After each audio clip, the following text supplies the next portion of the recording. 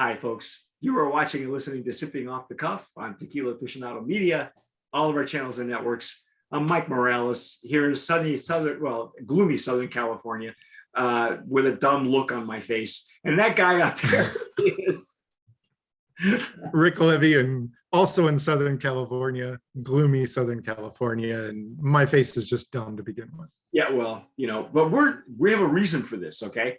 We have been dissecting and really diving deep into this tequila, El Baston del Rey, which translates to the king's scepter. Okay, I look at how rich and deep this color is, Rick. Yeah, that's like XA color right there. And the characteristics that we got in the Reposado, we get those in other añejos. All right. And again, I recommend, if you haven't seen the silver review, go back. That is the requirement, because you got to watch these in order. Yeah, because it'll give you an idea of what we're getting.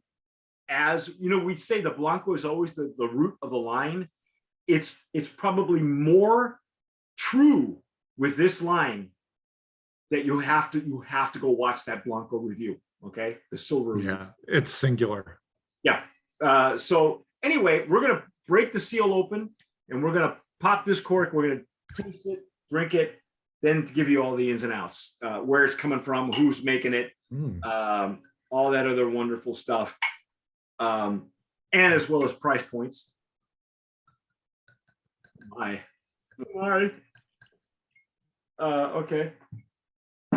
I'm using the Nasal Jarrito for tequila. Mike talked me out of using an old tennis shoe. Yeah, I'm using the Nasal Jarrito for mezcal, and there's a reason for that. Again, Rick, these got more red highlights, more red tones on this one, so it's a beautiful color. Yeah, absolutely. And for some reason, that Blanco took forever to open up for me on our first pass, but the aged spirits are opening up nicely with nice legs and tears. Oh yeah. And taking their own sweet time to stream back into the liquid. Ooh, so got that one right there. Yeah, so it's letting us know that it's going to have a lot of good structure and body to it. Some great mouthfeel.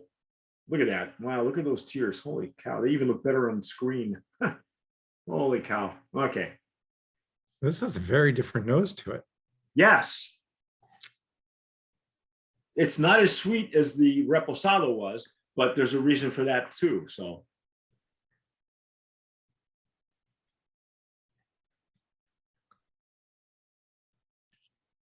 I'm getting like deeper notes.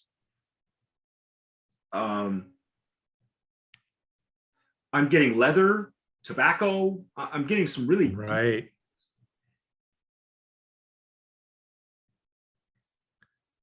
And again, everything they've done for this line is by design. And if you don't understand what I'm talking about, go back and watch their silver review. Yeah, this is not the Reposado, just older. No, yeah, it's not. There's no natural progression here. Okay, this is like a whole other expression for maybe a whole other target market. And that's not unusual either. We get that a lot. Sometimes we get some brands that once you've had one, with each expression, they're trying to make a different statement. Right, exactly. And that's what they've done. It seems to what they're doing here. Yeah, the notes here are really deep. Leather, tobacco come to mind right now. There's an underlying plant-like, right? Still getting the plant? I'm still getting plant.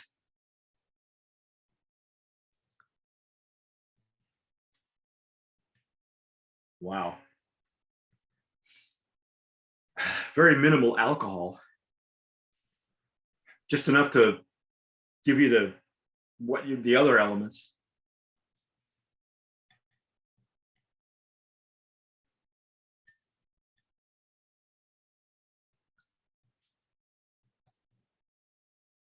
Yeah, these notes are deep. I might even go as far as saying a bitter chocolate. Hints of a bitter chocolate.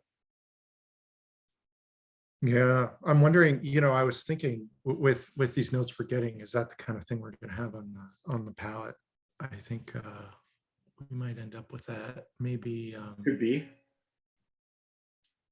I mean, this tequila has surprised us every time, from the nose to the intake on and the residual effects on the palate and finish. yeah, I don't know what to expect. There's nothing usual about this thing. But here's the thing I will say. So far on the Repo and this Anejo, one-sided. The characteristics, there's a depth, but there's, I think there's all the complexity is in that Blanco, and then this is supposedly adding a layer of aroma complexity, but only that one layer. It's not.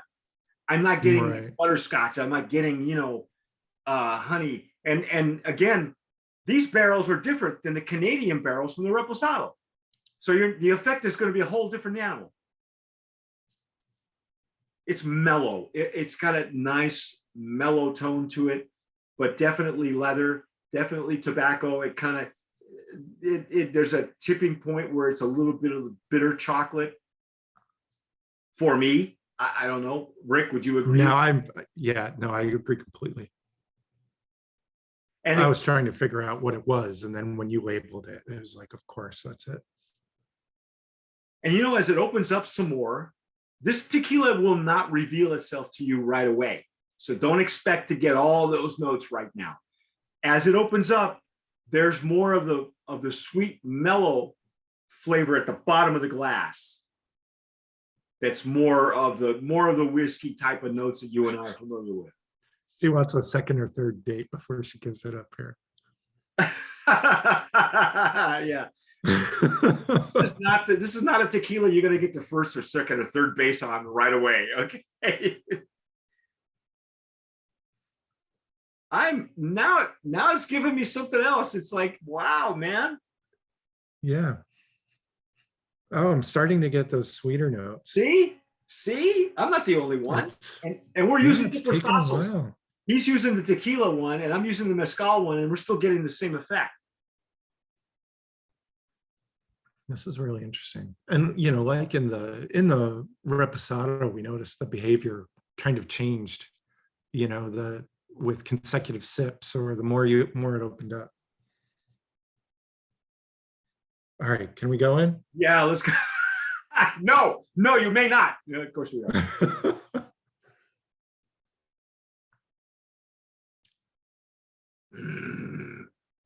Oh, wow.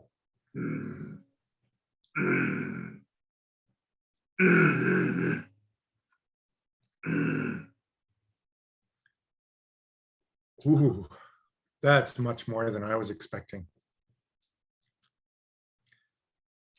With those initial notes we were getting of like the tobacco and the leather and the hint of bitter chocolate, I was wondering, it's like, well, when we take this in, it's like, am I going to find some dried fruit in there? And yeah, I got that. There's a sweetness to it that is really inviting. Again, not an artificial. What a depth. Yeah, this is really deep. It's deeper on the flavor profile for sure. And the retro nasal still pleasant. The plant is still present. It's present more in the retro nasal if you know how to do that. It's kind of like clearing your throat while you still have a little bit of the liquid in your mouth. And you're getting the vapors come back up. The molecules are coming back up through the retro, the back of the nasal passages. It's very pleasant. Very plant-like. I do it a lot with mezcals because I just love getting that residual plant come back up so you know that it's there. Rick, this is spectacular, man. It is. And I was not expecting this level of barrel sweetness from the aroma. Yeah, me neither. So what a surprise. And it is it's a different kind of sweetness than we had in the Reposado, obviously. Oh yeah. In fact, while we got you here, folks, we're gonna let me let me get to that page in the information that was sent to us by email. The importer, John Miller, told us that the Reposado is aged 8 months in Canadian oak. There's a reason for that, but the Anejo goes into American oak for about 2.5 years. Okay, so it's American oak, not Canadian. So in other words, Reposado only gets Canadian, Anejo only gets American oak for 2.5 years, and they're getting this kind of depth out of it. That's, you know, I would look at the legs and tears on this thing. Look how thick they are. Would we say that this is a virgin barrel, Rick? Because there's color, I don't know. You know, usually when we are talking about American oak, we're talking about a used whiskey or bourbon barrel. But, you know, these notes that we're getting do seem much more like virgin oak. I'm going to have to find out. We really, we picked John's brain because there was a lot of information that we weren't getting that we require to get if we're going to go dive deep and stuff like this. Because we don't give superficial tastings, folks. We get our hands dirty. You know, it's if we could eat the plant, we would. And here you literally could, because go back again. We require you go watch the silver review, because all the process is there. I know we went over, but it's required because it explains where you're getting here. Okay, when we say that the Blanco is the root of the entire line, it is even more true with Baston del Rey. Probably truer than it has been in a long time. Okay. Wow.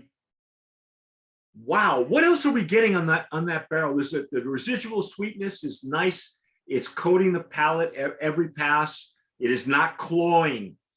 Cloying means that it's sweet from the beginning to the end. And even after you swallow, you still feel like it's in your mouth.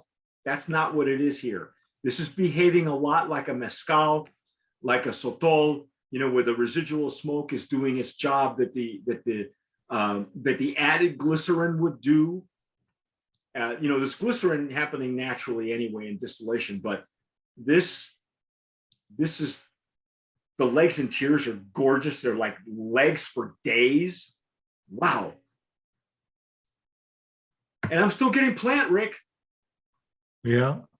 You know, what's really jumping out at me is all the dried fruit accents that I'm getting, you know. What are you getting a dried fruit? Like maybe raisin, fig, a little bit of cherry, maybe slightly. Is it dried or fresh? Dried. Right? Okay. All right. Like dried and aged. You know that we don't get this kind of character in añejos. We generally wait for extra añejos to give us those qualities, right? Absolutely. It's like, what's left for the extra añejo? Yeah. How do you beat yourself? What do you do for an encore? What do you do for an encore, right? There you go. Much better way to phrase it. I know. I'm sorry. I'm beside myself with joy. Here's the backstory. Okay, so first of all, tell people where this is coming from, the distillery. Right, this is coming from NOM 1477, Puerto de Hierro. It's Leticia Hermosillo's distillery in El Arenal. Mike and I have reviewed a lot of tequilas out of that distillery. And there has been, you know, there's one that we always go back to, which is, you know, Don Roberto, the master distiller's own reserve. Wow. That was an incredible standout, so much different than their regular lines. Yes. And this one is another one. It's completely different. And it's one we're going to be talking about forever.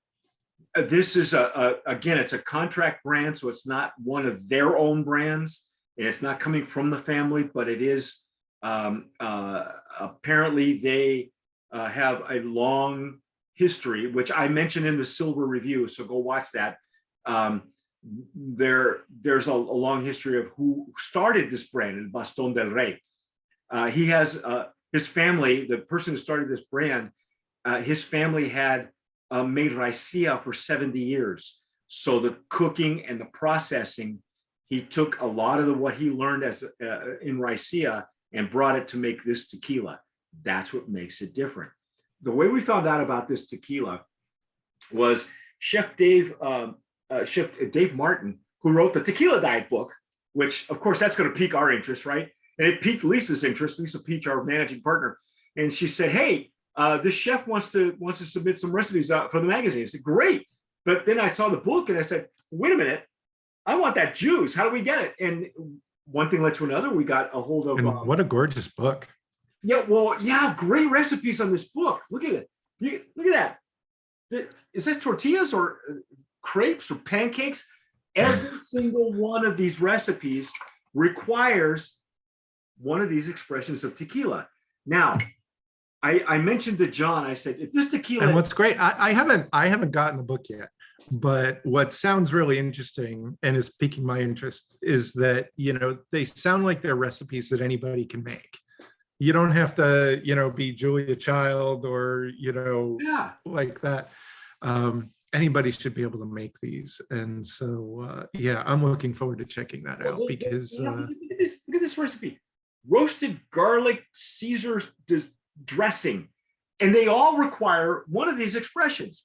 And I'm looking at some of these recipes that are so uncomplicated. And I'm not a chef, I'm not a cook. I probably should spend more time in the kitchen.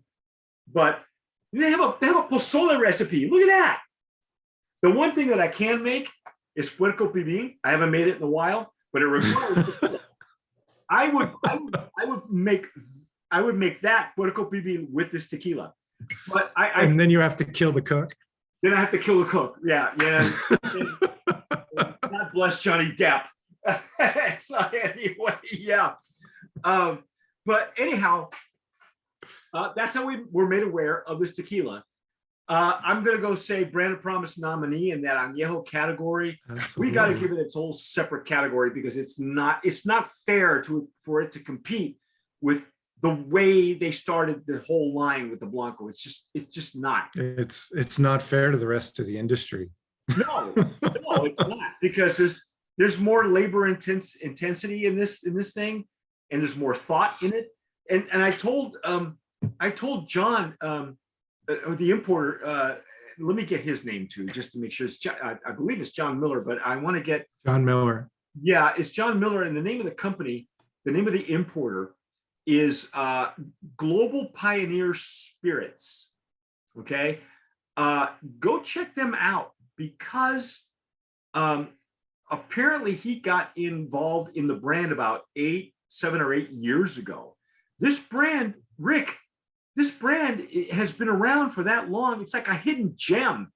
It's like it's been unearthed in King Tut's tomb or something. Right, totally flying under the radar. How have we not known about this? Yeah, I mean, starting this July, folks, we have been Tequila Aficionado will celebrate 23 years in business. And in 23 years, we've seen brands come and go. We've seen old school, we've seen new school, we've seen new technology, we've seen the reversal of that, a lot more going back to your roots. I said the Reposado was reminded me of Arete Unique, which is like unobtainable. It's hard to find. This Anejo, Rick, when we first started tasting extra when they first came on the market, we said, "Oh my God, this is like amazing." We weren't getting this kind of character in regular Anejos or even Reposados. And so now this is, what's our price point? Do we have a price point on this one? Oh yeah, we do. The only price point I've found is actually on the Baston del Rey website. You can actually buy these online from the website. So this Anejo, it's kind of a jump from the Repo. This is $94.95 on the website, so $95. You know what? That's okay. It's worth it. It's worth it. And honestly, you'd pay that for an XA, and that's what this comes across as. Yeah. I mean, the deep, rich color. Probably the fanciest thing about this is that foil label, which is really old school anyway. We loved it. But There's a lot of effort going into the process. yeah, wow. And it is not, like I say, it's not a line of the Hermosillo family that we're familiar with, right? It's not Cava de Oro, it's not Don Alberto. Right. And some of the other ones that come out of that line, out of that distillery. It is definitely its own, or Adjetivo for that matter, is its own animal. And that's cool.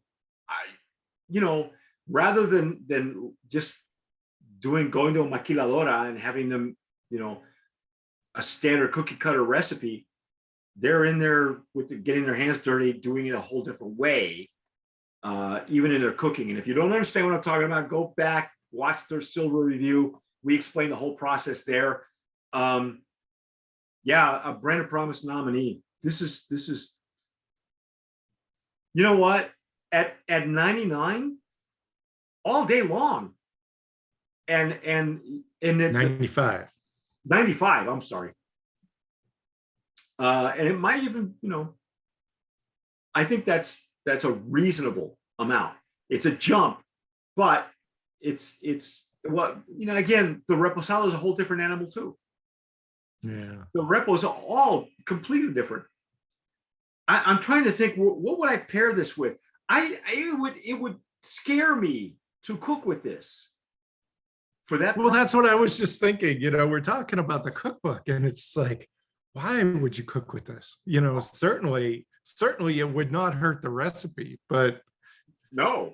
But I mean, you'd have to really bite that bullet to go, okay, that's enough. To pour some of this in there and use it. I mean, and I told that to John. I said, well, if your tequila is as good as you say it is, it'll be a crime if I cook with this. Right. Right. Okay, cocktails. Yeah. So this is, we were saying it's like, these, the character, it doesn't come out right away. It sort of, holds back a little. It's not a first date tequila. It's more of a second or third date kind of thing. And it's like, if you're going to cook with this, you're cooking with this on the night that you're giving the ring. That's when you're cooking with this, man. That's not where I thought you were going to go, but yeah, this is the one that you're going to get laid on. But no, oh my God, you're absolutely right. You're talking about this is a celebratory tequila. A birth, a baptism, a christening, a bar mitzvah. Funerals. I just went to one this week, not one that I was looking forward to. This is something you would toast a raise, a change in position, a move. Wow, man. That's what this is. This is a celebratory ticket. What could you make a cocktail out of this? What would you do with it? I mean, if you could, if money wasn't wasn't a problem, which, judging from your collection behind you, unless that's a Zoom background, it doesn't mean a whole lot. Maybe I'd put an ice cube in it. I tell you what, I would pair this with a cigar. I think it's great after dinner. I'm not a smoker. I would have a cigar with this. If you came and brought the cigar, I would partake. It would be a really interesting pairing, because the nose was more leather and tobacco, but the flavor profile was not. It was sweeter than I thought it would be. But now that it's opening up, Rick, this is still my first pour. I'm getting now more of the tobacco. I'm back to getting the tobacco and the leather notes on it in the flavor profile. So this tequila is not, it's not going to reveal itself to you right away. It's really, you need to take your time with it, because it is, wow, it's revealing its secrets to you like the Sphinx. I'm telling you, they unearthed this thing. It's like an archaeological find, because it's like, go back and check out the silver review, because I didn't have a bar for this. I had something close, but even in 23 years of drinking old school stuff, I've never had something that was like that Blanco. I've had it in raicillas and mezcals, which I think saved us. I think that's what helped us try to decipher what we were getting. But if you've never had any of those, you're going to have a hard time figuring it out. And maybe you shouldn't. Maybe you should do a little bit more research, because this is not. I know that they're trying to make it accessible, because it is. But with the cookbook and the recipes, but like Rick says, if you're going to cook with this, you better be giving somebody a ring. You better put a ring on it. Yeah. Wow, man. That's amazing. This is amazing stuff. This is definitely this is an aficionado's tequila. Mm-hmm. Yeah. I think, there's a lot of people that are just not going to have, like what you were talking about. They're not going to have the vocabulary, the breadth to really appreciate this. And it's like, if you get this, just spend time with it and explore it. Yeah, definitely. It's you need to sit and dissect it. Don't shoot it, whatever you do. And for that price, I wouldn't. And each one of these so far, each one has been completely different for like different target markets. But yeah, there is a through line. Yeah, that's silver. That silver is the through line, but everything else, maybe you. But so far, that's what we got. That's our take on El Baston del Rey Anejo. Go, you know what? If you're watching us on YouTube and you've had it before, and you've had it a long time ago, tell us what you're doing with it. Tell us what you're paying for it, how long you've been enjoying it. Leave us a comment down below if you're watching us on YouTube. Where are you finding it? Yeah, where are you finding it? Where are you getting it?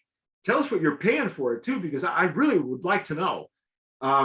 Leave us a comment, subscribe, please do that. That way we'll be together forever, unless you're afraid of commitment. But again, give us a like, because that helps with the algorithm. Subscribe. You can follow us on all social media. But whatever you do, tomar sabiamente. Sip wisely.